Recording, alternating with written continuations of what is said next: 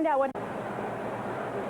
The Cincinnati Bengals, after building a 10-0 lead, holding to a 3-point advantage at halftime here at Riverfront Stadium. Don Criqui with Ahmad Rashad. The Bengals failing to convert that 4th-and-1 play looms very large in this game. And all of a sudden, on a cold day, Ahmad, Dave Krieg got hot throwing the ball. Well, Dave Krieg is one of those players that you never can tell. If he gets hot, he is as good as any quarterback in the league. And the way they started it off, though, was Boomer Esiason with that excellent play fake. He fakes up the middle. Now he's still got the ball. He's looking downfield towards Tim McGee, who's running out ball. Fires it downfield. McGee makes the catch. And this was the first score of the day. Tim McGee having a great year. You know, last year, Eddie Brown was a big play man, but this year, Tim McGee coming in, catching the ball. Now, here was Steve Largent. Seattle came right back. Dave Krieg looking for Largent the entire way. Largent right on the back end of the end zone. Makes a great catch here, and he keeps his feet in bounds. And that was his 100th career touchdown. But more importantly, it was a touchdown that brought this Seattle team back into this football game. Yeah, they had momentum as the first half closed, and we'll see if Cincinnati can get it back. As we look at the Coors halftime stats, total yards, the Bengals have the advantage, and in time of possession, but Seattle was the hot club late in the second quarter. Here's the kickoff now by Jim Breech. Knocked downfield. Elroy Harris has a problem fielding the ball. Picks it up. He runs hard. Takes it across the 25. Taken on tacklers. He's to the 30. And that's where the Seahawks will start the third quarter, 1st and 10. Tackle was made by number 51, Leon White of the Bengals. This Cincinnati Bengal team, before they came out of the field to start this second half, they were all fired up down in their end of the end zone. But I guarantee you, Seattle is not going to give up. No, they are not. This could be a good one right down to the final gun. As we're set to go now, the Seahawks, 1st and 10. Wide to the right comes Largent, and comes Blades. Hour set on the line. They could be ready to run the ball to open the third quarter of play on 1st down and 10. Handoff straight up the middle, and Curt Warner breaks it. Turns the corner. He's across the 50, inside the 40, and Warner is all the way down to the 34-yard line. Curt Warner back to his explosive running style. And what sets this up, if you can pass the ball, and all of a sudden you got the linebacker sitting. Here's Curt Warner finding a hole and exploding through it. Now turning on the speed. An excellent play by Curt Warner, a 33-yard run. Run out of bounds there by Ricky Dixon, number 49. Dixon saved it from going a lot further, but the Seahawks open fast in the third quarter. It's now 1st down and 10, Seattle.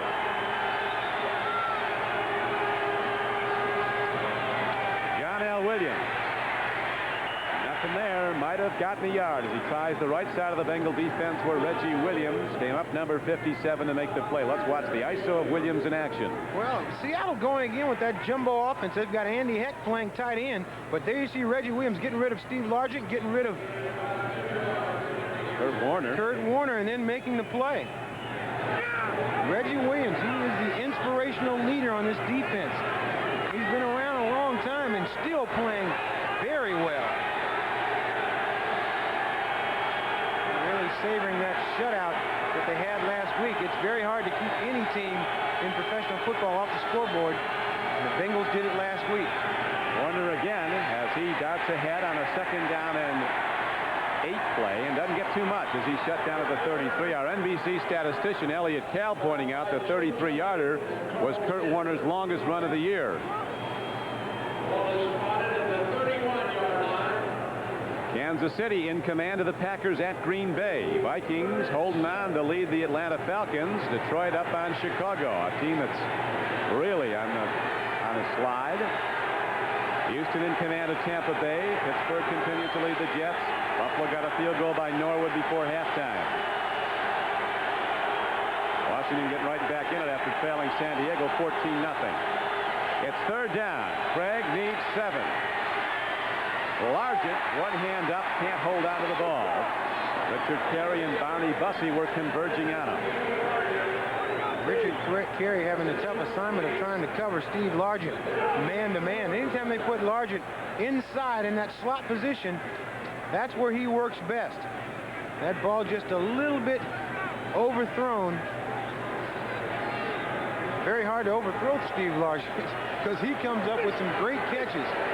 Norm Johnson is only 3 of 11 this year outside the 40. This will be a 48-yard attempt with Steve Largent holding. He's got enough distance, and he looks to have the range, and Norm Johnson comes out of his slump, hitting a 48-yarder right down the middle to tie the game. With 12:58 to play in the third quarter, the Seahawks have come back to score 10 straight points. NBC sports coverage of the National Football League is brought to you by New Keystone and Keystone Light. Bottled beer taste in a can. Wouldn't that be great? By Northwest Airlines. Their job is to help you do yours. And by Mitsubishi, bringing you a full line of award-winning automobiles. See them all at your Mitsubishi Motors dealer.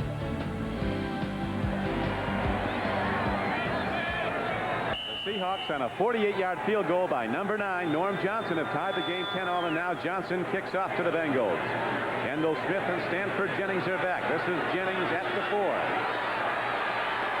15. And out to the 22-yard line. And now we'll see if the Bengals, who were so hot on offense, Esiason hitting 10 of his first 12 throws in the game, and then closing with just 1 completion in his last 8 attempts in the first half. The Bengals this time huddling over there on their sideline, and James Brooks, well, he's getting close to some of the action, just wants to make sure that he knows what's going on. He hasn't entered the game so far. Yeah, this is a playoff game for the Bengals, as mentioned tonight, and they've got to put Brooks in there, injured or not, if this game's on the line, and it certainly is now, as the Seahawks have rallied to tie it, 10-all. Bengals' first possession of the third quarter. And again, Boomer's off target as the Seahawks continue to get defensive push on the passer. Eddie Brown went in motion that time, just a little flat pass that Boomer was trying to hit him with. It overthrew him a little bit. Boomer, 11 completions, 21 tries, and in comes James Brooks. Comes into the game with almost 1,100 yards rushing, 5.6 a carry. Has had fumble problems in the recent games because of a rib protector he's been wearing. But Brooks is a key man out of the backfield, and a key man from scrimmage as James Brooks puts it ahead on 2nd and 10 for 11 yards and a first down for Cincinnati. You could feel the electricity when James Brooks entered this ball game, and that is why he is a threat to go all the way anytime he touches the ball. He hits this hole and starts to accelerate through the hole, almost comes through the back end of it. A 12-yard gain for James Brooks on his first carry of the ball game. Giving the Bengals much-needed impetus. First down and 10 now for Cincinnati at the Bengal 35-yard line. Brooks again, both hands on the ball, and again he's ahead for yardage out to the 38-yard line. He got 3.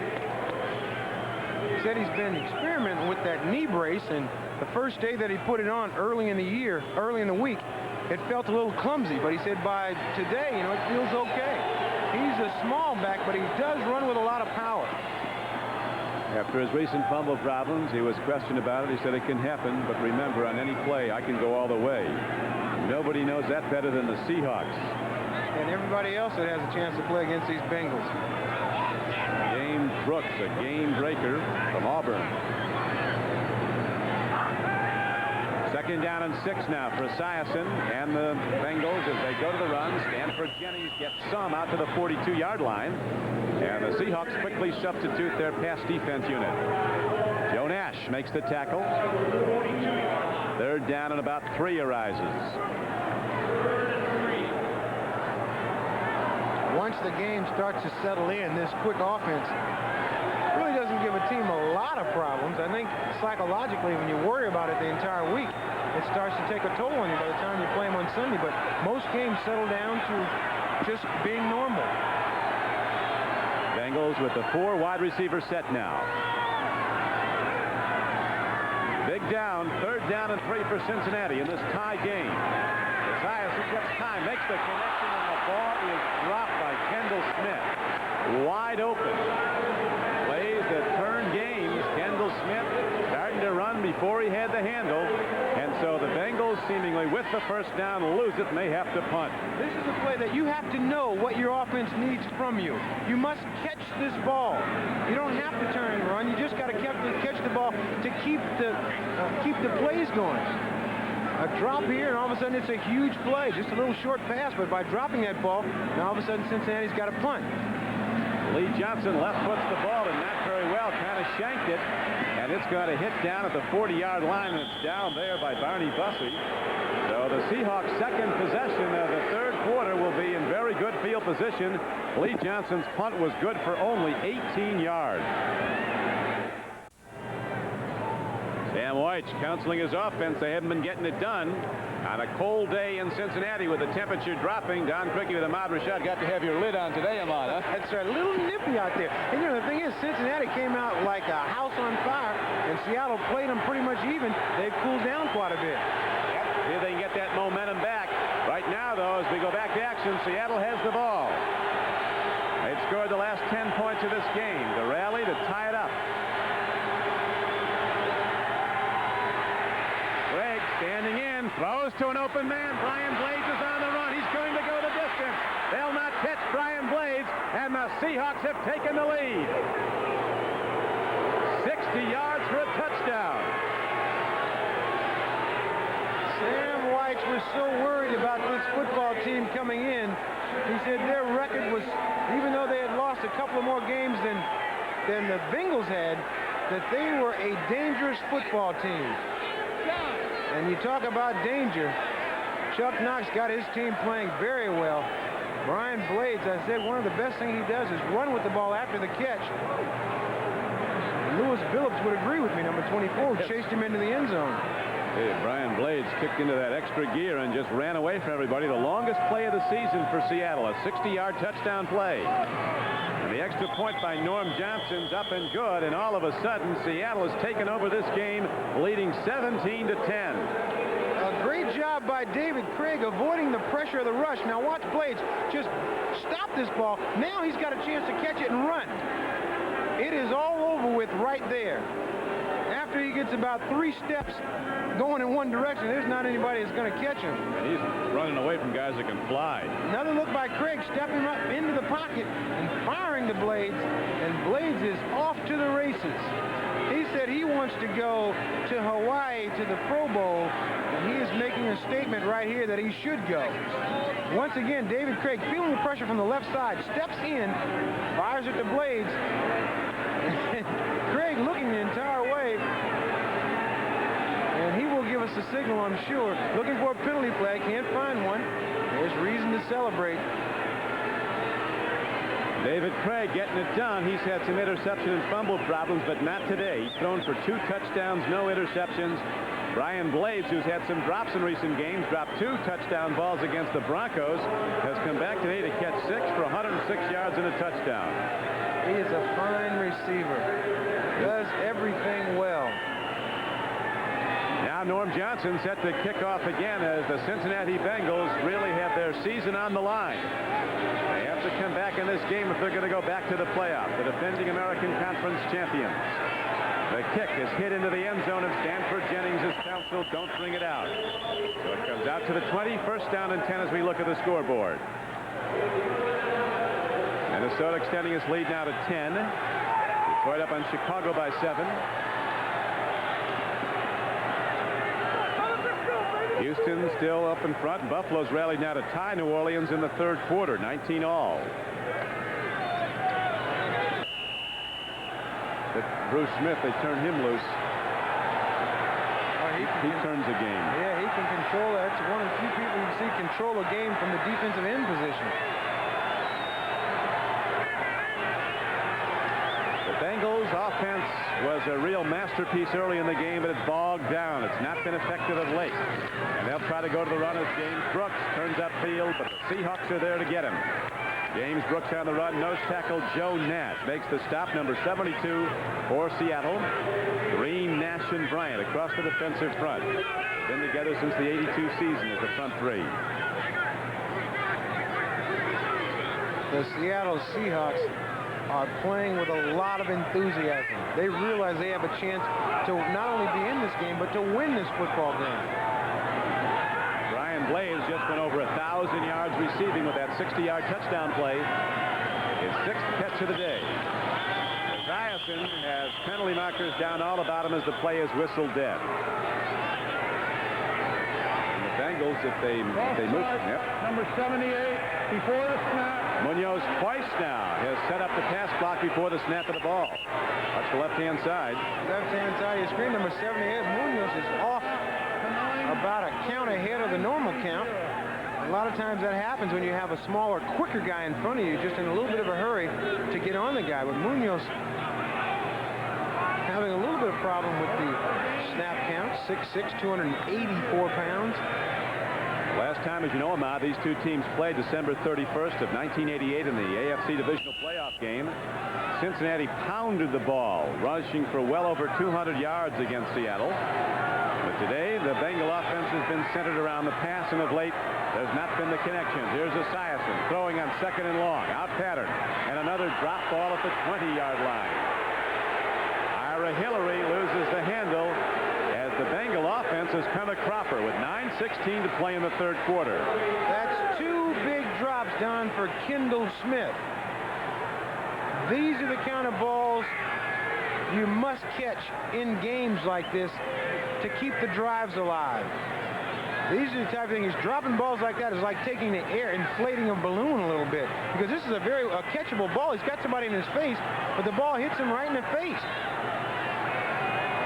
So now it's 3rd down, and the Bengals need 13. 4 wideouts set in the game. Esiason digs in, and he loses the handle as he's sacked.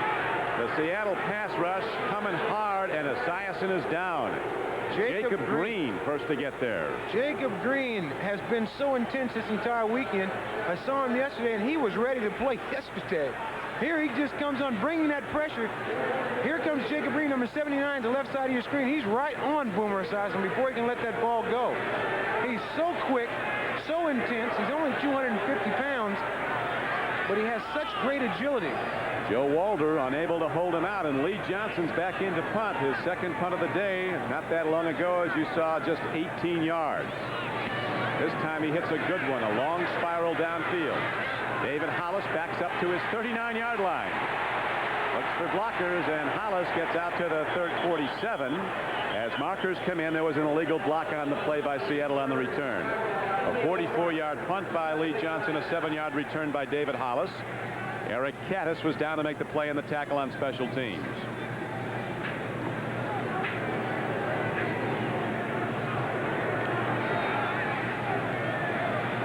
Sam White said before the game, we have 2 wins more than Seattle. It's only a couple of big plays that's the difference between us having their record and they're having ours. 10 yards, 1st down. Timeout. Rod Stevens may have been called for an illegal block as there's a timeout on the field. NBC Sports serves your need to know all week long. Dial 1-900-454-3500 for NBC Scores Plus. 24 hours a day, 7 days a week, anywhere in the USA. The Seahawks have taken control of this game. After Cincinnati looked like they're going to put the knockout punch on, leading 10-0. Seattle came back quickly and tied the game in the 3rd quarter, and now has gone ahead on a 60-yard touchdown pass, 17-7, and Seattle has the ball again. End off Curt Warner, nothing there. Bengals come tackling hard. McClendon turned it outside, and Joe Kelly was on the play, 58 to finish it off. 8 minutes and 40 seconds to go in the 3rd quarter as we look at the scoreboard. Interesting, Ahmad. Boomer Esiason said during the week, we've been a very immature team this season. We think we can beat anybody. But we've proven to ourselves, even at home, anybody can beat us. Unless the Bengals can get back the ball and get it moving, Seattle's liable to pull a major upset today. On 2nd and 10, Krieg loses the ball.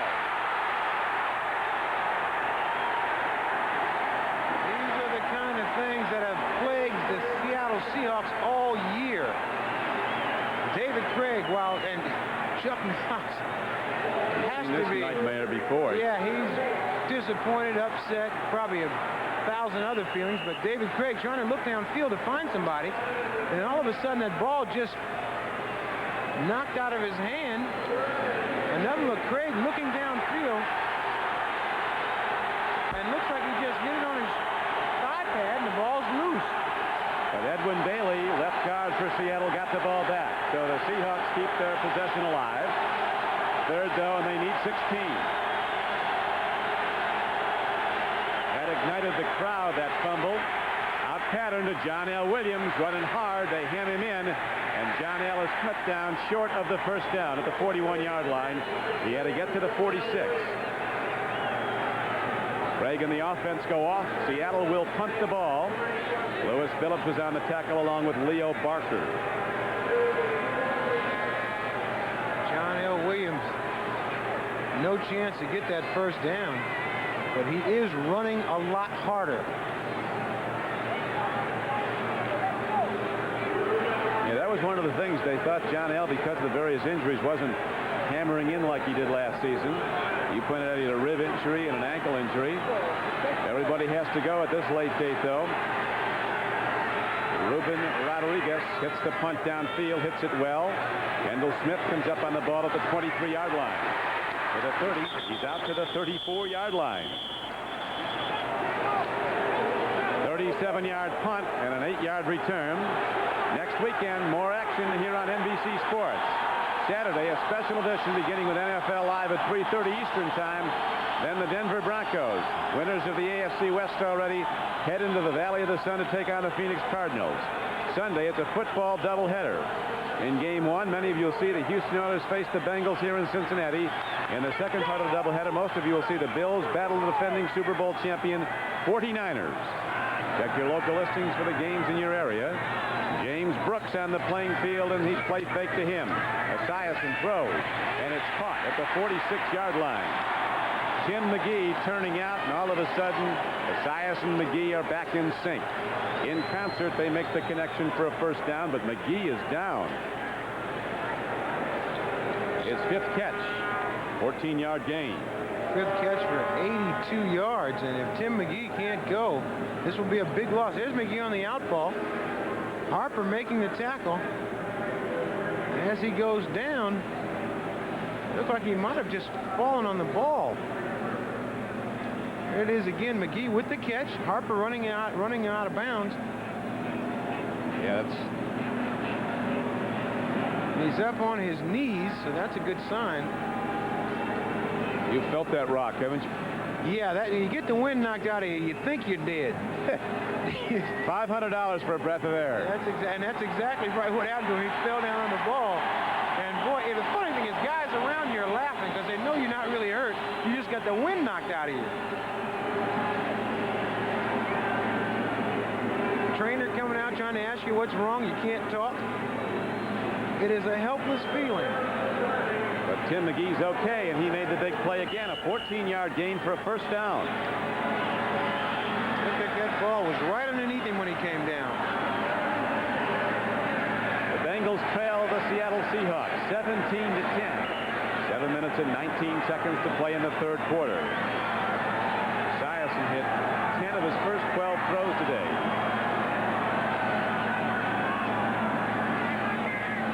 Check with me as they make the play call in alignment.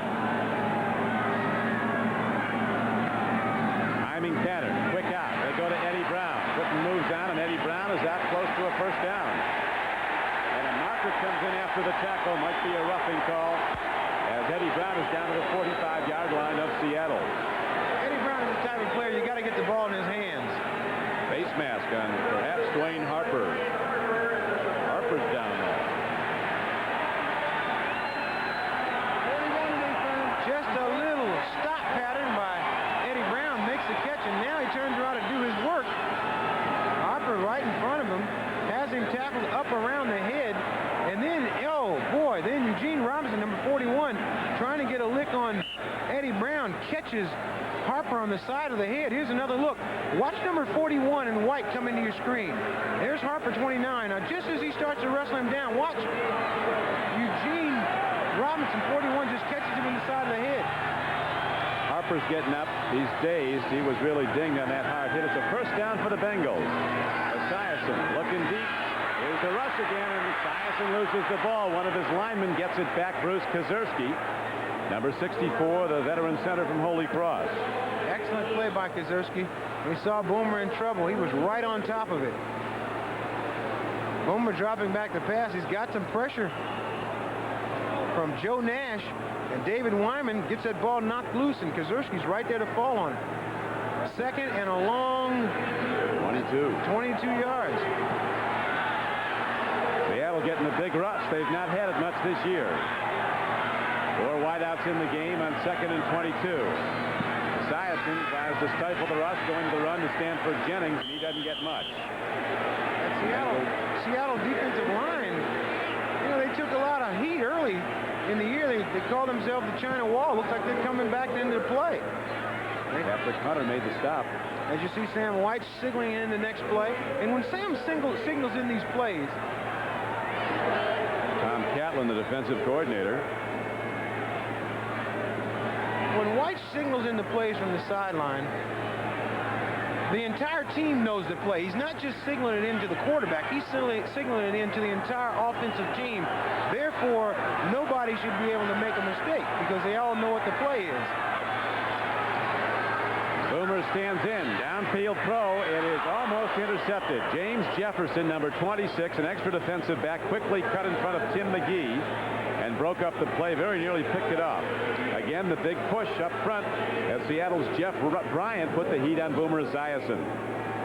McGee running a fine pattern. Now watch Jefferson. He's got the jump on the ball and the angle. Now that ball there should have been a turnover going the other way.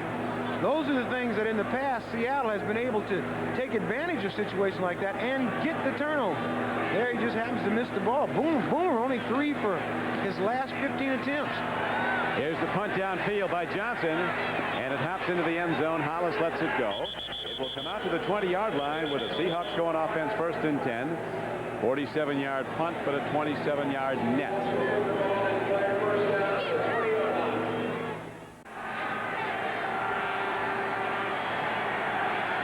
This game, a dramatic turnabout. The Seahawks down 10-0 have rallied to score 17 unanswered points to take a 7-point lead. Now have the ball with 5:46 to play in the 3rd quarter. David Krieg hands off Curt Warner, looking for a hole to jump through if he can. He gets ahead for 3. Jason Buck and Skip McClendon, the defensive ends for Cincinnati, made the stop. Buck undersized at 245 pounds, but super strong. He bench presses 450. An Outland Trophy winner from Brigham Young. The Seahawks wanted to come in here and try to run at Jason Buck. I think a lot of people think that before the game, but Buck can certainly hold his own. He is a wiry, strong, excellent defensive lineman. 2nd down and 7 for Krieg and the Seahawks. John L. Williams. Stop. Lunges ahead. He got 4. It'll bring up 3rd down and about 3. Carl Zander, 91, was on the stop along with Skip McClendon. A little bit of a wrestling match down there. That's where the bench work. You know, you do that bench pressing so you can pull the ball away from somebody. Your old friends the Vikings just went on a tear. Pittsburgh continues to lead the Jets now in the 4th quarter. And the Skins have come back from a 14-0 deficit to lead San Diego by 2. 3rd down. The Seahawks need 3.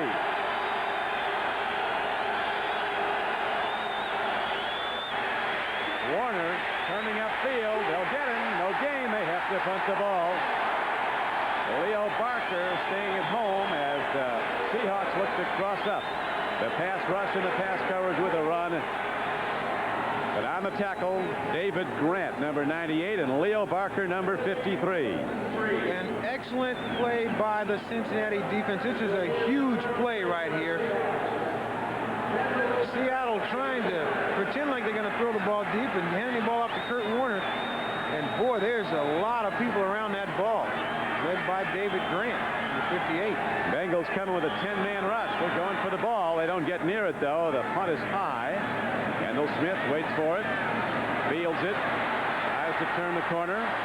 Does for a moment and gets ahead for about a 5-yard return. So Boomer Esiason and the Bengals come out to run the offense. Trailing 17-10. 3:20 to play now in the third quarter. This telecast is presented by authority of the National Football League. It is intended for the private use of our audience. Any rebroadcast or other use of this telecast without the express written consent of the Cincinnati Bengals and the National Football League is prohibited. This game is the property of the National Football League, of the Cincinnati Bengals and the Seattle Seahawks. All rights are reserved. Esiason having trouble making the connections now. Quick out pattern. Eddie Brown turns upfield. Wrestled down hard by Melvin Jenkins. Bengal coaches protesting that he went to the head. Certainly appeared that way, too. Rodney Holman over there arguing, everybody yelling, but Eddie Brown just jumps up and jogs back to the huddle. Just a little stop pattern. They give the ball to Eddie Brown, hoping that if he can break this tackle, and that shot is right to the top of his head. Got him in the ear hole. That's a close one. Gain on the play of 6. It's 2nd down and 4.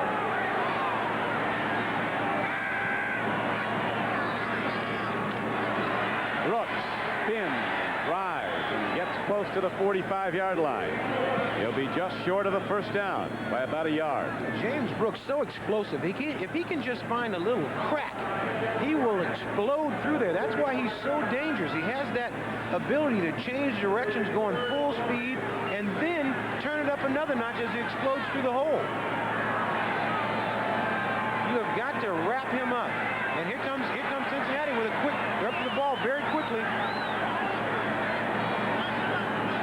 The Seattle coaches were marveling at the big plays amount that Cincinnati gets out of this hurry-up offense, this no-huddle offense. It's not that they have a limited number of things they do out of it. They run their full offense out of it. They've had 8 huge scoring plays out of this no-huddle offense this year. James Brooks on 3rd and just over a yard. Hits in hard and gets the first down. And the Bengals keep the drive alive now as they have the ball out to their 49-yard line. Sam White continues in the hurry up.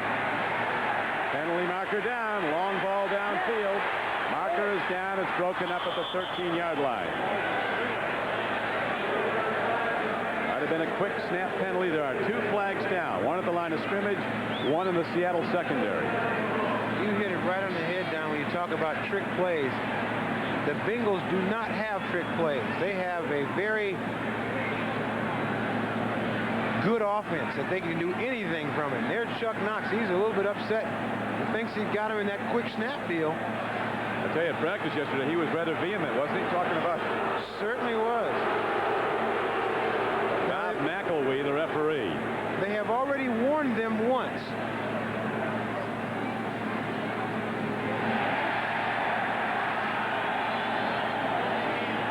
Delay now in Cincinnati for Seattle for a 12th man on the field. Looks like it'll be offsetting. Chuck Knox does not want to hear that. Now he's even more. He's not through. He was almost this hot yesterday telling us about it. He certainly was. He said that's not right. They didn't give us a chance to get our guys in. I'll tell you, the coaches exercise. Hawk fans out there in Seattle are exercise. Does that mean mad exercise? It's a 1st and 5 play. The call is against a 5-yard penalty. Look at the play fake by Boomer. Runs out of time. Downfield throw, and it's missed by Craig Taylor. They don't go to him often. That's probably why. He can run it, though. Jeff Bryant got another big rush on Boomer Esiason, along with Jacob Green. Boomer Esiason, watch this hand work by Boomer. No one knows. He hides that ball. Nobody knows where it is. And that's what gives him a little bit of extra time to throw the ball. Because everybody's trying to tackle the guy that he faked to. Still hangs onto the ball and just a little bit high for Craig Taylor. It came on a 1st and 5 play, the incomplete pass, so it's now 2nd down and 5 from the 46-yard line.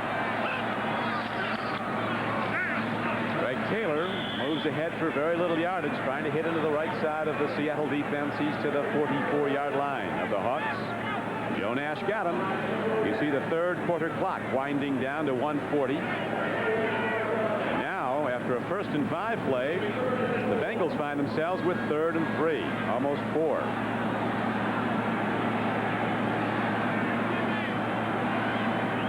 Look at the guys leaning into the huddle. That's right. It's Joe Nash and Jeff Bryant leaning in, trying to listen to the play.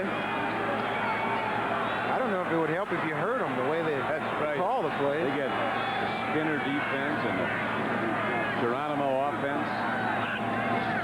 Boomer on 3rd makes the throw, and McGee loses the ball. Melvin Jenkins came up 24. And let's see, with a lot of time left in the game, the Bengals are going to go by the book and play the form shot. They'll punt the ball. Drive is stopped, though, with the Seahawks still in the lead, 17-10. This ball is just a little bit behind McGee. Just a little quick slant ball, and it's a little bit back behind. That's a tough ball to catch. I'll tell you, Boomer's game today, it looks like two different people. Hit 10 of his first 12, and since then, he's not been getting it done. No, 4 for 18.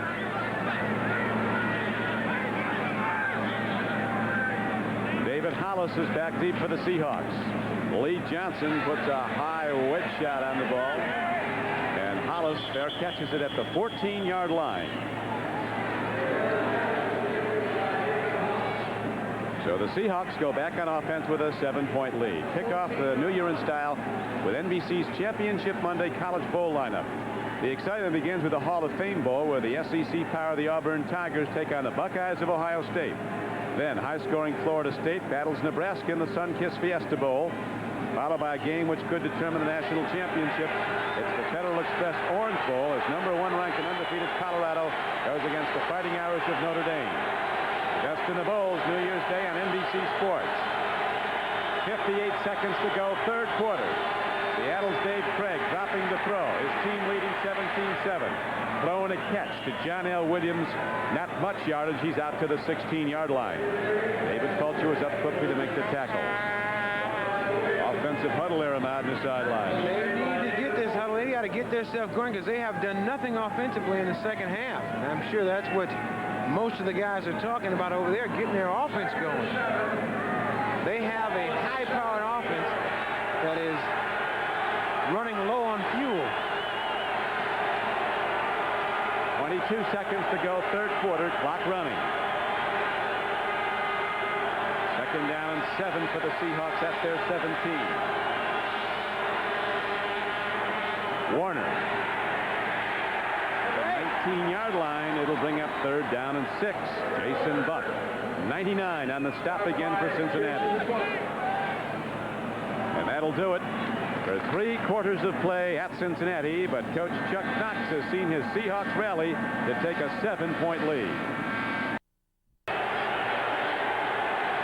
We're back and set to start the 4th quarter. Don Quickie with an odd shot at sold-out Riverfront Stadium, with the Bengals fighting for a playoff spot up against it. Seattle, the underdog, has come in and scored 17 straight points to take the lead. A drop ball, much aided, though, by the play of cornerback Lewis Billups. Brian Blades had it, then Billups, 24, put the hit on, so a 3rd down play comes up short. And the Bengals will get the ball back on a punt from the Seahawks. Dave Krieg trying to hit Blades. That's a catchable ball. You got to come up with those plays. This ball gets right into his shoulder pads. That's why a lot of times if you can turn those hands the other way and catch the ball out front of you, it doesn't get a chance to ricochet off the pads. Last season, Cincinnati had the best record in football. When the Super Bowl was over, they had a 14-5 mark. That was even better than the 49ers. But as we know, the 49ers won the big game in the final drive. Rodriguez just gets it away. They almost got to the ball.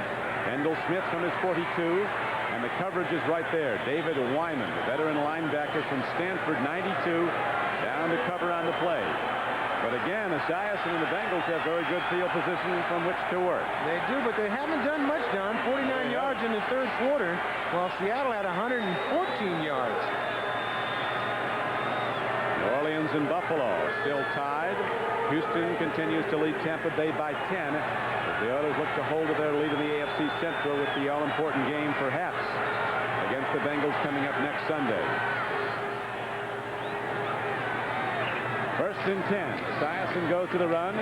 James Brooks looks for a gap. Not much there. He gets to the 46-yard line.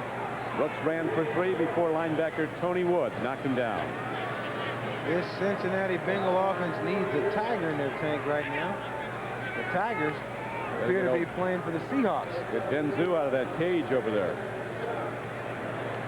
The third quarter numbers for the game now. Seattle's taken over all the overall yardage. Last time they played in that playoff game, late December of last year, Cincinnati an overwhelming margin in time of possession and in yardage. On 2nd and 7, Esiason again gets time, but the ball is tipped at the line of scrimmage. He was going to Holman, but somebody got a hand up. That brings up 3rd down and 7. Boomer having a lot of time to throw that ball. Darren Como making a very good play. There's Jacob Green getting his right hand on the ball, which denies Holman a chance to catch it. Jacob Green, an all-pro player.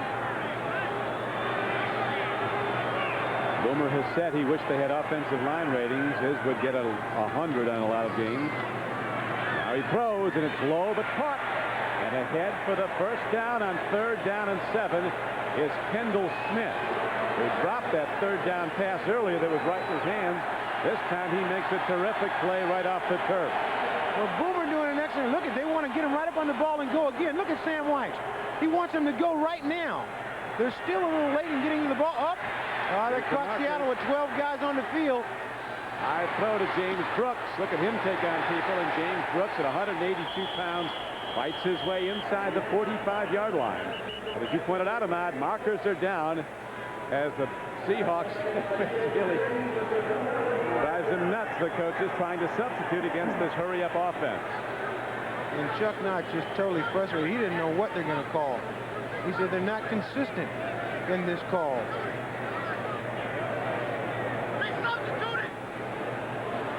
Rob McElroy is going to take his time adjudicating. Yeah, once they get finished with that adjudicating,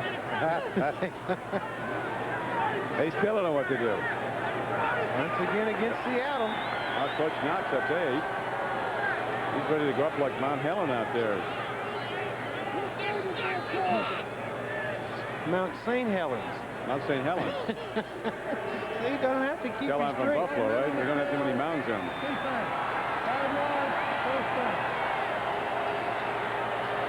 But I know how to say Puyallup now.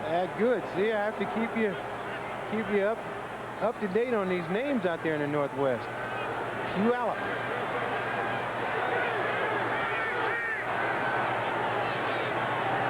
Since he's passed 18 times on 1st down, it's 1st and 5 after the penalty. They've run it just 9 times. They run this time. James Brooks takes it for the moment. Joe Nash hangs on, rides him down.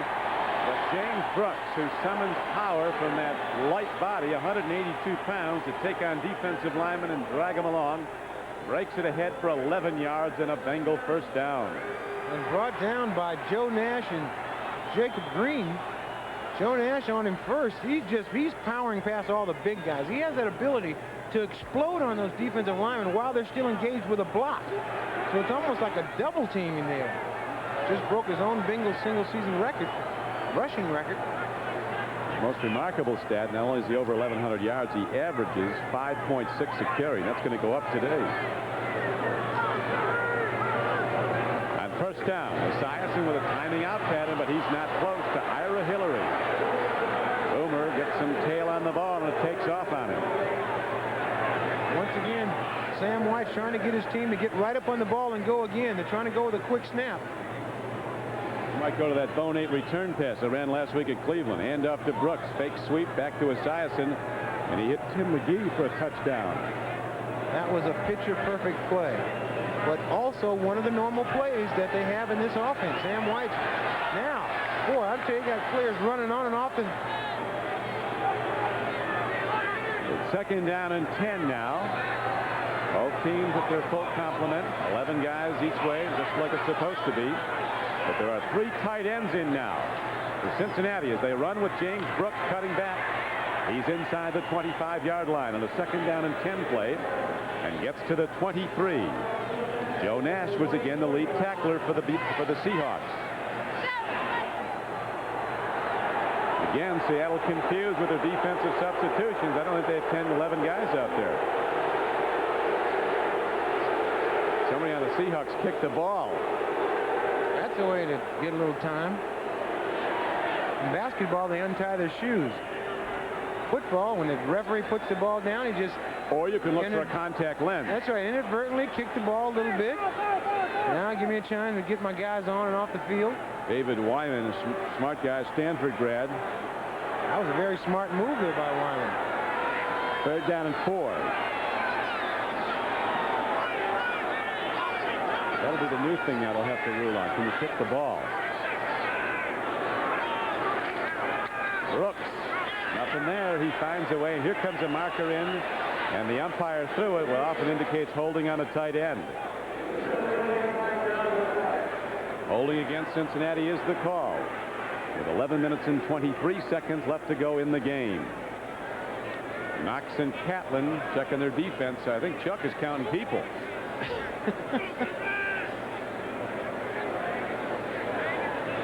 If they're going to get called for a penalty, you might as well put 14, 15 guys out there. Make sure they don't get the touchdown. 10 yards. 3rd down. Just like you said, John, holding. You've got Kazurski on. He's not happy about it. But as I was saying earlier, a minute ago, that Chuck Knox saying if they're going to get a free play, you got to make sure that they don't get a big play.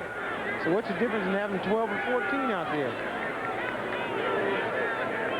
Buddy Ryan with the 14 guys in his punt team. It worked, too. Yeah, he ran time off the clock. I think they see they only count to 12. Knox said the officials didn't catch it when they had 14. So the replay guy did. It's 3rd and 14 for Cincinnati. Bengals down by 7. Downfield throw, and it's tipped away. Eddie Brown did well. He had to reach back. He couldn't catch it, so he knocked it away from Dwayne Harper, number 29. And it's 4th and 14, and Jim Breech is coming out. This will be a long try for Jim Breech, if in fact they do try a field goal. 51-yarder. You never can tell with Sam White and these Cincinnati Bengals. I mean, they got so many plays in their offense. I mean, you don't know if it's a field goal attempt until the ball is kicked. We should also point out at this point, Ahmad, Jim Breech has punted from this formation in the past. He usually can't get it there from 51. He's going to punt it indeed. Nicely done. Jim Breech angles a punt and knocks it out of bounds at the 6-yard line.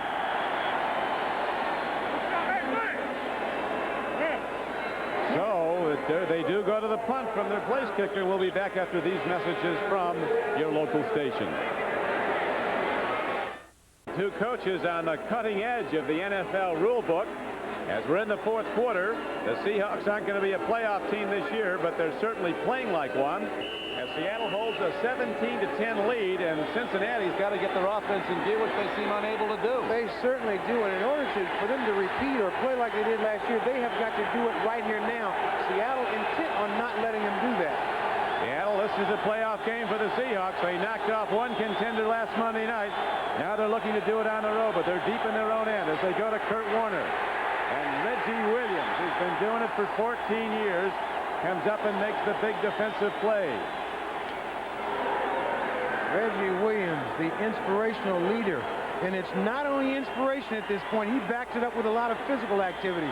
Watch Reggie Williams shed blockers. Come in, make a nice form tackle on Curt Warner and sling him to the ground. I don't know, Matt. As this game wears on, I get the feeling we could be looking at overtime. But right now, Seattle has the lead, 17-10. We're getting some snowballs thrown onto the field, and I'm sure that's why referee Bob McElwee is stopping play right now.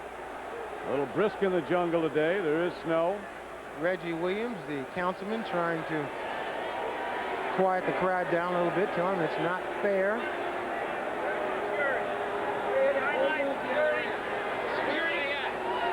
They're looking for sideline security. Sam White's going down. People don't throw because yeah, Sam on his way down, he's saying, "Let me help."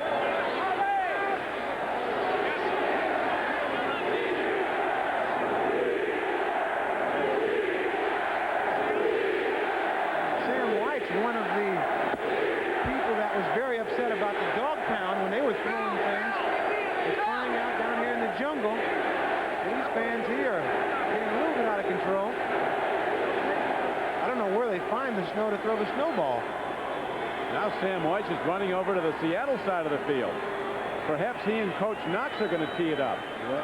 No, I doubt and for all. I doubt that. Sam on the... Will the next person that sees anybody throw anything onto this field, point them out, or get them out of here. You don't live in Cleveland. You live in Cincinnati. Those are words that Sam will hear time and time again when he goes into Cleveland years to come. They don't have to play them again this year, do they, down in Cleveland? I mean, his feelings and his intent certainly honorable, but I don't know. He said, you don't live in Cleveland, you live in Cincinnati. This they all know. I don't know if this was... He stopped the crowd from throwing things, but they are so fired up right now. This is like a playoff game. This is terrific. The crowd and the team are all fired up. Clock running, 9:55 to play. Krieg from his end zone. Throw and a catch to John L. Williams, but the defense in the person of Leon White. Number 51 is there to make the stop.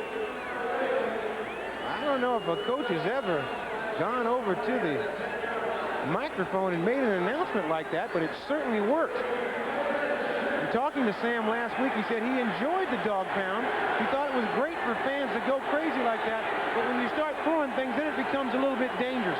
And that's probably why he got very upset when snowballs started to come down on the Seattle Seahawks.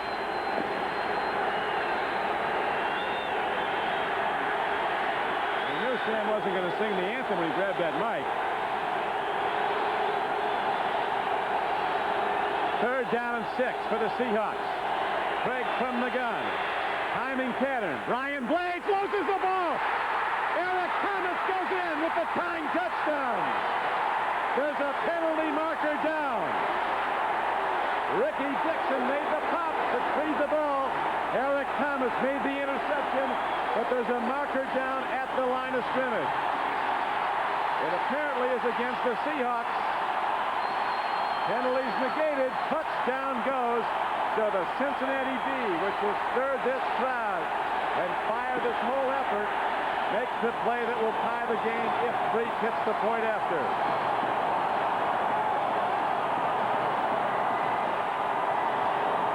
Dixon with the stick. Eric Thomas with the interception and touchdown run. I want to know, does Sam White get an assist on this turnaround right here? Because after his speech, boy, I'm telling you, everybody was fired up in here. Ricky Dixon, we've seen him play so many times this year, Don. He is all pro in my book. A rocket hitter, Jim Breech, on the money. Time left, though, for Seattle to come back. 9:39 to play. It's a 17-17 game. David Krieg here trying to find Brian Blades, number 89. And once again, Brian Blades lets this ball get into his shoulder pads. When it gets into his shoulder pads, it pops up. But there's Ricky Dixon right on it. Eric Thomas with a fine catch and a nice run into the end zone. You got to catch that ball out in front of you. Anytime you let it get inside and pop off that shoulder pad, chances are it's going to pop straight up in the air. Eric Thomas takes it in. But Ricky Dixon was a man that came in and made that stick. He has impressed me more than any other defensive back in the league this year. Yeah, Ricky Dixon's a big timer. He was a high number 1. They expected him to be, but he's really playing like it now. The kickoff is hit into the end zone. And Elroy Harris won't bring it out. The Seahawks will go on offense from their 20.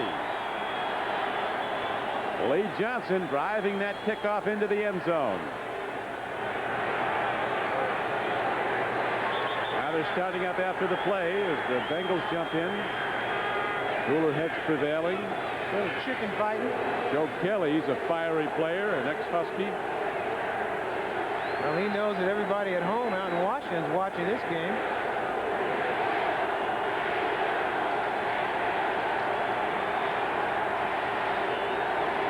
Just like we like it, tied up in the fourth quarter. Game on the line with every possession.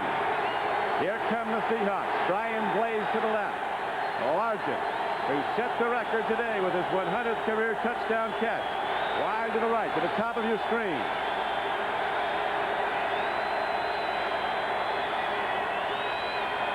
Krieg stands in. Out pattern. Markers down. Penalty marker in the defensive secondary of the Bengals. Lewis Billups was covering Largent. Largent says he was held. A lot of pushing and shoving. He certainly was. I think it might have been Ricky Dixon. Holding, number 22, defense, 5 yards, automatic first down. Oh, Eric Thomas on it. Eric Thomas on the call. We'll watch the hold right off the ball. There's Eric Thomas falling down and trying to get a hold of Brian. That's a mugging is what that's called. You can get arrested in New York for doing that. Put those subway cops down there to get people to do that.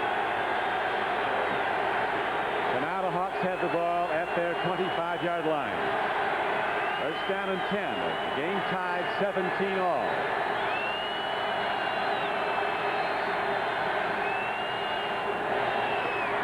Warner hit hard. Got ahead for maybe a yard or two. Joe Kelly coming off the block and makes the tackle. McClendon also on the stop. Those Vikings got one heck of a spurt there. 43 points. Vikes are going to have a lot to say about, as you know, about this AFC Central. Cincinnati has to play them there Christmas night. They're going to Cleveland to play the Browns before it's over. Second down and 8 for Seattle. 27-yard line. 5-man rush. Out pattern, and Williams drops the ball. Reggie Williams was coming, and he was coming hard, and Williams took a look at him and lost the ball. Williams on Williams. John L. just not able to hold that ball down as Reggie Williams was right in front of him, as you mentioned, Don. This Jason Buck's playing some game for Cincinnati. Jason Buck's the guy that they thought they could run at. Evidently somebody must have told him, because he's saying, bring it over here where I am. I like that.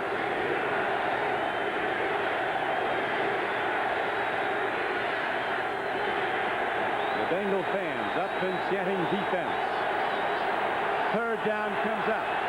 Krieg and the Seahawks need 8 yards to keep it going, to move the markers. And now Krieg calls a timeout.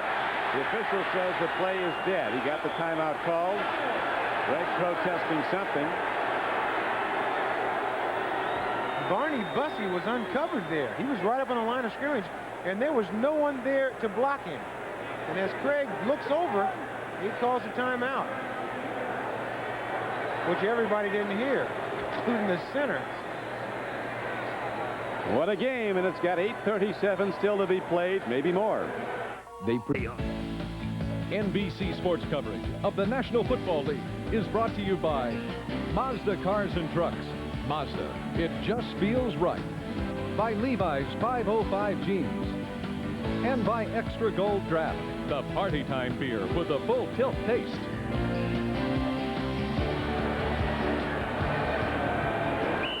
This is Don Criqui with Ahmad Rashad back at sold-out Riverfront Stadium. Dave Krieg and the Seahawks with a very big play coming up now. It is third down. They need 8.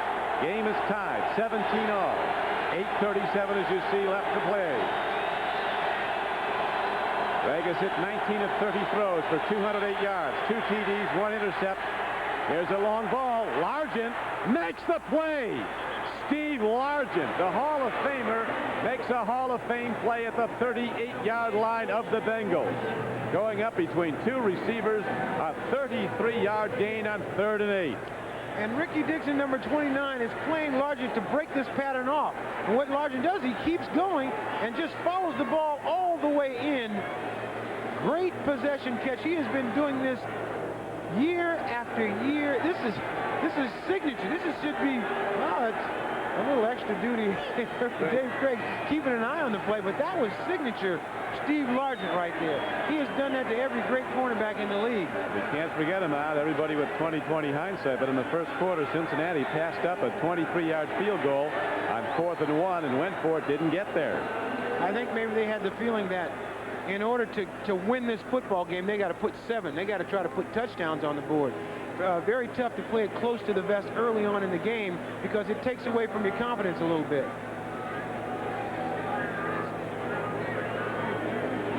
And there was also another missed field goal earlier, this by Norm Johnson. This is the one where he hit that little circle that was just in the circle outside the upright. They got a lot of time to make these plays right.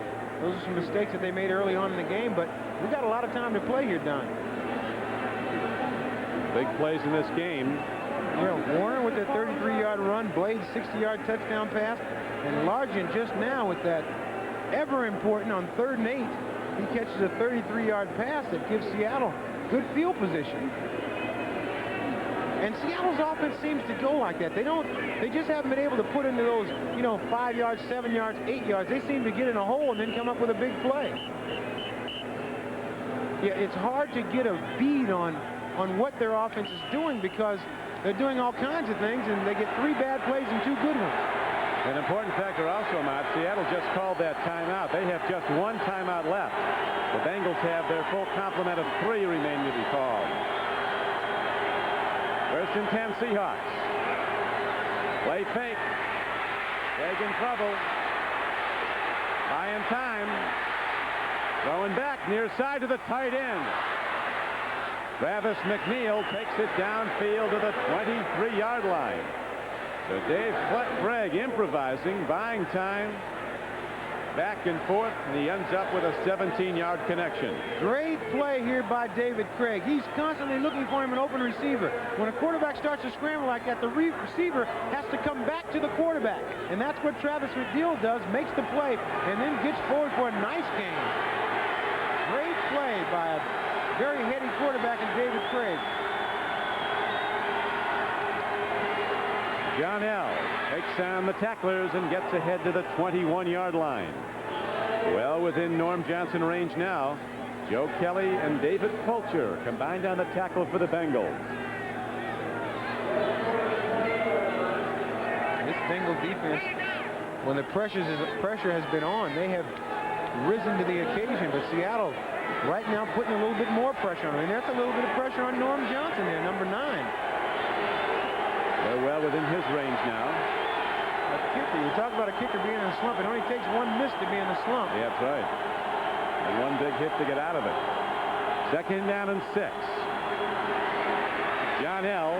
chopped down. He gained 2. The ball was loose on the field, but he was ruled down. Fulcher, that wrecking ball at strong safety, again came up to hit him. 33. David Krieg counseling Ron Mattis on that last play. Now this is in the past Chuck Knox football, where they would take that ball on the ground and pound it right at you. They were very successful at it. This year they haven't been able to do it. If the Bengals lose today, the odds are against Cincinnati making the playoffs. It'd be 7-7 with Houston and Minnesota coming up. That would not augur well for the defending AFC champions.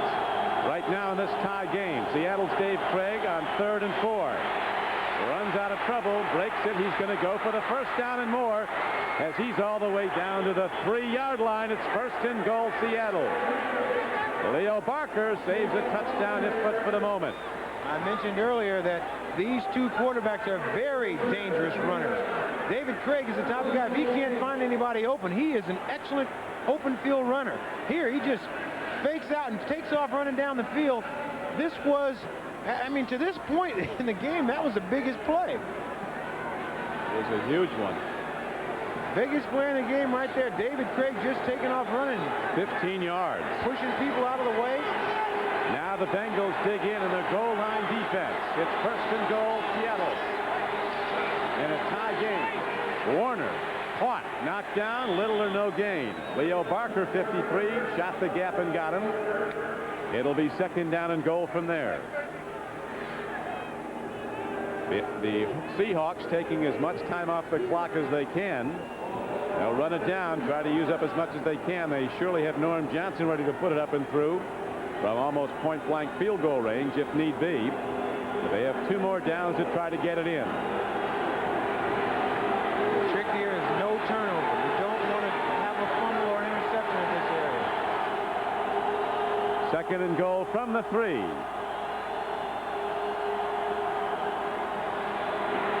Warner leaping over the top. He got close, but he didn't get in. He got to the 1-yard line. Skip McClendon was on the defensive play along with David Fulcher. Third down and goal. Same play again. It's the same play they ran the first time, except Curt just tries to fly over the top. They call this the old flyover. Cincinnati called timeout. Just to regroup a little bit. They had 3 of them left. Yeah, they got 2 left now. Seattle down to 1. The ball positioned inside the 1-yard line with 3 minutes and 52 seconds left to play in the game. A game that swung dramatically both ways. Chuck Knox and the Seahawks were down 10-0 in the second quarter. Then rallied to take a 17-10 lead.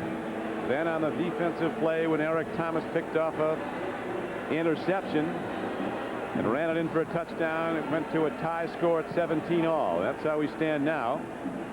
As the Bengals huddle, the defensive coaches, Dick LeBeau, the defensive coordinator. Sam Wyche knows his season's on the line today. And in both of these huddles, Sam Wyche's huddle and in the little huddle that Chuck Knox just have, I guarantee you they're telling both of their players this is the biggest play of the season right now. Cincinnati not wanting to go behind here, and Seattle needing a touchdown as opposed to a field goal, just to feel to be comfortable. Oilers are comfortably in the lead over Tampa Bay, the divisional leader in the AFC Central. They're down and go. Here's a marker in, and Warner's knocked down. David Fulcher again. What a player.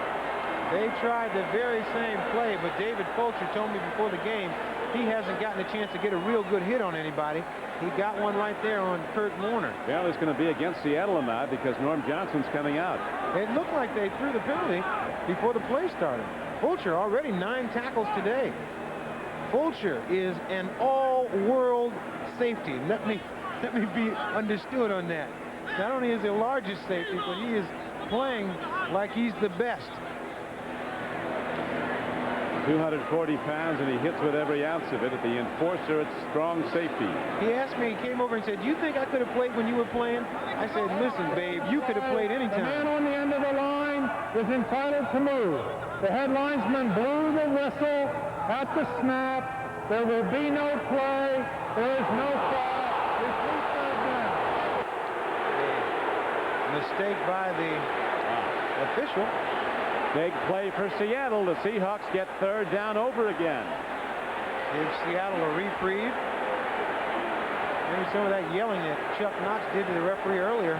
So in effect, what happened by committing a foul, Seattle benefited because their runner was stopped for a loss. But the play didn't count. They ruled there was motion before the play. Mike Stock next to Sam Wyche, one of the assistants. You see Andy Heck there move a little bit before, and then he reset. The man on the end of the line is entitled to move. They might be looking at this for a while. Yeah, he moved and then reset. Yeah, he was reset all right. But also they had a man going in motion. You see the tight end coming across in motion. Watch Andy Heck, number 66. He's moving. So is number 86. Well, there should at least be a 5-yard penalty, it would seem. It's got to be a penalty. It's not back at the 1-yard line. If it's a penalty, if it is a flag before the ball, there's a 5-yard penalty.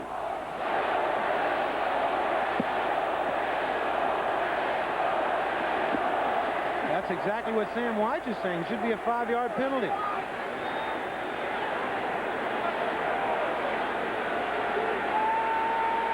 where I'm sure Weiss is protesting.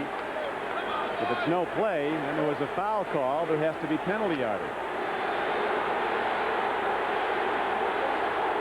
The whistle actually had blown before the play started. He still was in violation. It caused a flag by the movement. Krieg swings it out. It's caught for the go-ahead touchdown. Curt Warner makes the play with 3:51 to go, and Sam Weiss is furious. He has every reason to be.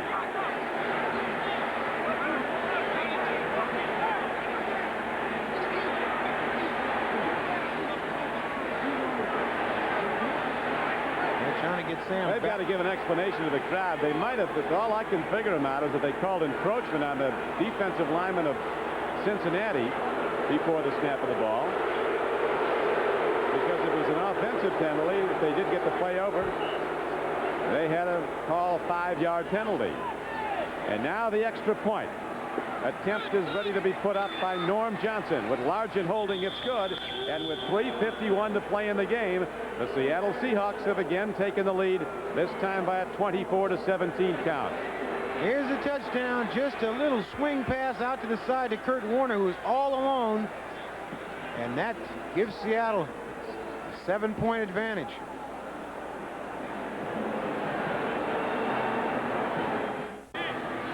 Now, Andy Heck, number 66 on the end of the line, moves a little bit before the snap, but then he sets up again. So he's allowed to... See, the ball isn't snapped. He's set now. The penalty flag goes up in error. So that he was eligible.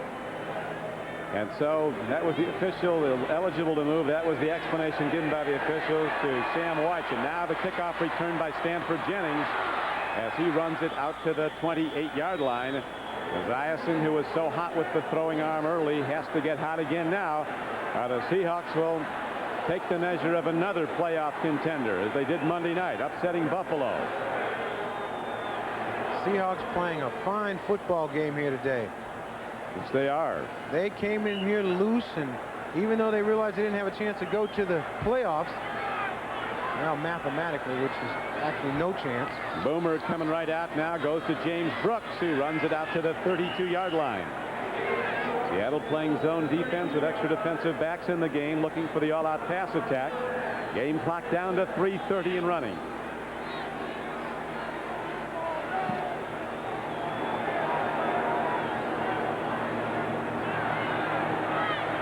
Football's a strange game. There are no situations where you can just throw in the towel unless you want to get hurt. Esiason throws downfield. McGee makes the catch. First down out to the 47-yard line. 15-yard gain on the play for the Bengals and a first down. Kansas City rolls on, goes to 7-6-1 with a very important win over the Packers at Green Bay. The Vikings win again. And they take sole possession in the NFC Central by a game over the Packers. Detroit coming on strong late in the season as the Bears continue to fade. Houston has defeated Tampa Bay by 3. Here's a downfield throw. McGee again. He's inbounds again. Down to the 40-yard line. With razor-like slicing precision, Esiason and McGee take apart the pass defense of Seattle. When you run the 109-2, the defensive back must give you room. And when that happens, you just turn right, and the ball is right there. The worst thing you can do is try to get up in that guy's face. He runs right by you. Sort of a can't-win situation. The only thing you can do is put pressure on the quarterback, and Seattle not able to do that in this drive. Esiason and the Bengal pass offense now looking like it did early in the game. And they have to out-pattern. Another connection. This time Ira Hillary is knocked out of bounds by Melvin Jenkins, number 24. But Hillary gets 9 yards, and he stops the clock with 2:54 to play. So when they have to do it, Ahmad, the Bengals are doing it. Ira Hillary, just a little out ball, and Boomer Esiason, when it counts, is right on target. And they're just marching up and down, marching down this field. It's like a fast break. I talked to Boomer before the game. He said, we are the Lakers of the NFL. Fast break football. See what they do now on 2nd and 1. They go to the draw play, and Brooks runs ahead and gets the first down. James Brooks, helmet on helmet, gets what he needed. And the Bengals quickly ready to go into alignment without a huddle. Game clock ticking down, 2:41 to play. You see the numbers. Seattle 24, Cincinnati 17.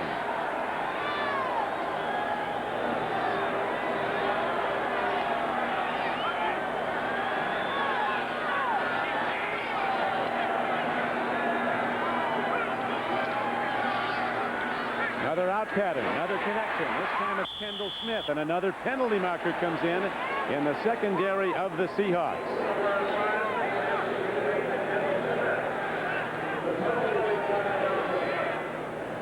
Bengals taking it right down the field on this drive that really their season turns on. They got a pushing off call on Eddie Brown, I think, as Kendall Smith limping off the field, and he is a very important part of this fast break offense, especially with the Bengals not having Mike Martin available to play. Offensive pass interference, number 81, 10 yards, first down. Got Eddie Brown, 10-yard penalty for offensive pass interference. Does not come at a good time in this football game. If you look at the right-hand side of your screen, you see Eddie Brown, number 81. He's all tied up there. I don't know who's pushing or holding who. I think they'll look at that again. That could have went either way. It's not a change of possession. They can't look at it. Or a score. And it appeared to me that the defensive back had his arm wrapped around Eddie Brown. So it is first down and 20 for Esiason and the Bengals. Big rush are coming. Esiason makes the connection to Ira Hillary, and he dives ahead down to the 26-yard line. And that could take us down to the 2-minute warning. The Bengals with 2 timeouts remaining, the Seahawks with 1. But the bottom line is the Seahawks are in the lead 24-17 with 2 minutes left to play.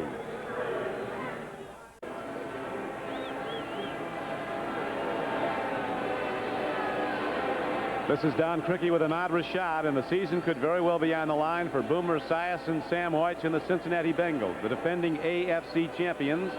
They're down to Seattle 24-17, and if they lose this game, they would be down to the Houston Oilers in the AFC Central by 2 games with just 2 to play. 1 against the Oilers. Chuck Knox had his team ready. They looked to be out of it early. They were down 10-0. Then they rallied to take a 17-10 lead. 17 straight points by the Seahawks. Chuck Knox football teams do not quit. And he has proven that over and over the years. And once again today, he's shown that he can get these guys ready to play. Stanford Jennings now, Matt, the 4th wide receiver for the Bengals, whose wide receiver count is down because of injuries. It's 2nd and 9. Esiason, quick throw. He makes a connection. Ira Hillary running down inside the 15-yard line. It's a first down for the Bengals. And they might want to take their chances if they could take some time to get it in, rather than give the Seahawks a chance to come back and kick a field goal to win it. We could be heading to overtime, but first, the Bengals have to get it in as the Seahawks dig in. Coming with a 4-man rush. Boomer hot on this drive. 5 for 5, 60 yards. 1st and 10 from the 15. He looks. He throws to the end zone. His receiver slipped. McGee would have been open. He had the defense beaten. It'll be second down and 10.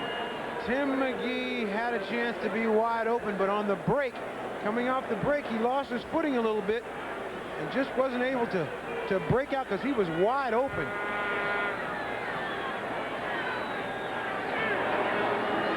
There's the previous catch now, not part of the last play. Ira Hillary just reaches up and snatches this ball. This is what I say about not letting it get into your shoulder pads.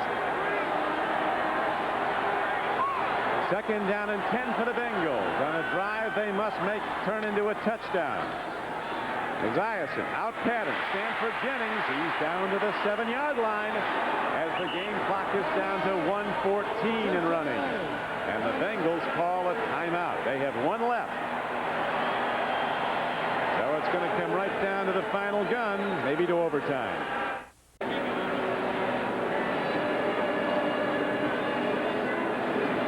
Boomer Esiason, the National Football League's most valuable player last season, and they need all his talents now. He's certainly given it to them in this final drive. He's got Stanford Jennings playing a little bit of wide receiver, but Stanford Jennings is a guy who can play every position. every halfback, fullback, wide receiver, and Boomer will not hesitate to go to him at any of those positions.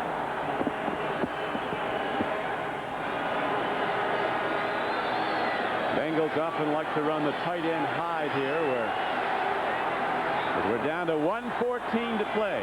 Cincinnati trailing by 7. Driving. Here's the handoff. Brooks fights his way down close to the 5. Didn't look like he got there on 3rd down. And another timeout is signaled, an official timeout to spot the ball in the last 2 minutes.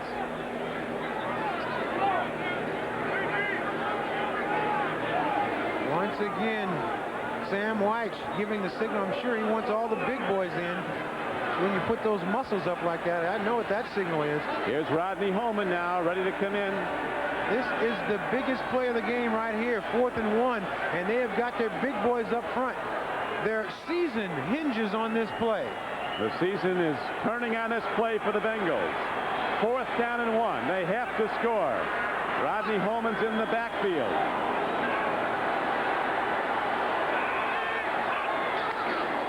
Play fake. Boomer looks. Nobody open. He's on the run. He throws. It's incomplete. And Seattle takes over the ball and the game. Seattle will win it. 53 seconds to play. A play fake by Esiason, but his throw to the end zone too high.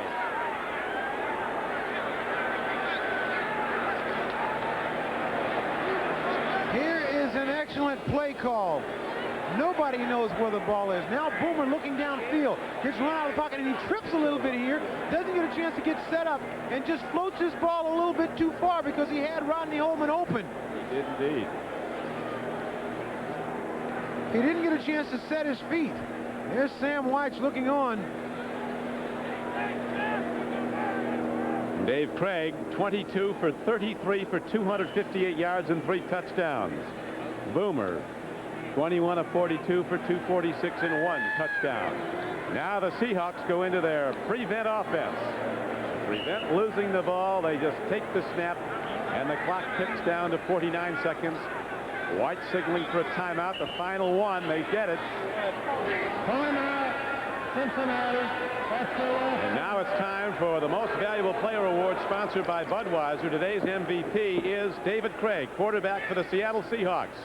Budweiser will make a contribution to the United Way on behalf of all the MVPs selected in today's game.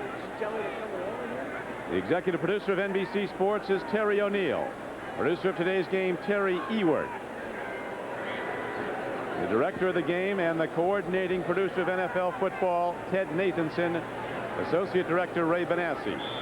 Thanks to NBC statistician Elliot Kalb, and to spotters Doug Kidd and John Garrett. As Boomer Esiason and the Bengals have come up short on the all-important drive that their season turned down, and it turned the wrong way, as Seattle will upset a second straight playoff contender. The Bills are starting to fade fast. They were just beaten by New Orleans today, 22-19. Paul Brown, the general manager and the man who runs the Bengals, in the press box. So the AFC champions very much in jeopardy now. Their playoff hopes still very much alive. Not nearly as much as they'd come out of this game. Houston in good position to win the division. Cincinnati certainly had a chance to win this game, Don. They drove it right down there, and it came down to a 4th and 1.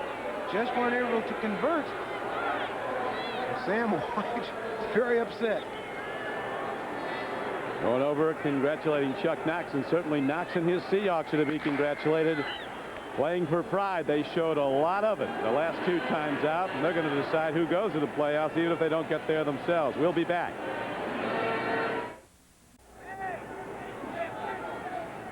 This is Don Craigie with Ahmad Rashad back at Riverfront Stadium, where the Seahawks have just defeated the Bengals 24-17. As the Seahawks hold off a final drive. Seattle defense coming up. Boomer Esiason really kind of tripped, as you pointed out, Ahmad, in that 4th down play, and then he went to the end zone with a high throw to Rodney Holman, incomplete, and the Seahawks took over the ball and the game, running out the clock. We'll be back with the Budweiser NFL report in a moment.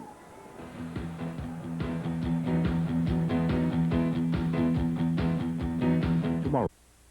Watch Seattle upset Cincinnati at Riverfront. This was the winning touchdown. The little flip from Krieg on the swing pass to Curt Warner for the go-ahead TD, and the drive late in the game by Cincinnati that might have tied it ends with Boomer Esiason's pass going awry at the back of the end zone. It's a 24-17 win for Seattle. Bob Costas back with O.J. Simpson, and as we start through the rest of the scores, we're going to begin with Kansas City winning at Green Bay over the Packers, and not just winning, but winning juice in impressive fashion. Well, they've been dominating people lately. Their defense is the best defense in football at this point of the season. It's the team that gets hot at the end of the season. It's a team that you got to watch out for. They have 2 games to go. They have to win both of those games to make the playoffs, Kansas City. They play against Miami and they play against San Diego, teams that they should be favored to beat. And if they get in the playoffs, I think they're going to be as tough as any team in the AFC. Well, we know all about their defense, especially the secondary, which is one of the best in football, and they totally bottled Don Majkowski up. Let's take a look at some of the highlights. The Magic Man did not have the magic going today.